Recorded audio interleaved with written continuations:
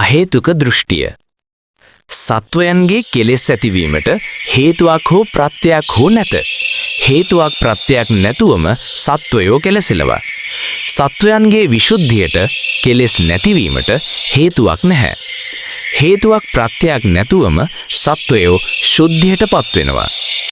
සත්වයින්ට කුඩා විශාල වූ ජාතීන් වල ඉපදී සැපදුක් ලබන්නට නියම වූ එක්තරා ක්‍රමයක් තියෙනවා. ඒ ක්‍රමයට අනුව මෝඩයොයි පණ්ඩිතයොයි යන හැම දෙනාම ඒ ජාතිවල ඉපදිලා සැපදුක ලබන්නේ. දාන, සීල, භාවනා වැනි පින්වල බලයෙන් හෝ තපස් රැකීමෙන් ඇති කරගන්නා බලයකින් කලින් කියපු ක්‍රමය ඉක්මවලා දිව්‍ය ලෝක වගේ තැන්වල ඉපදිලා විශේෂ සැපයක් ලබන්න නොහැකි. මොනවා කළත් නියම කාලයේ එනතෙක් දුක් කෙලවර කොට පරම සැපයකට එන්න කාටවත් නොහැකිය.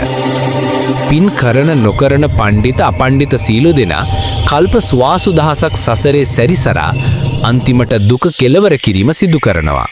මෙය මක්කලි ගෝසාල කියන තීර්ථකයාගේ මිත්‍යා දෘෂ්ටියයි. ධර්මදානය, කුසලය නිවන් මගට හේතු වේවා. සියලු සත්වයෝ නිවන් මග අවබෝධ කරගනිත්වා.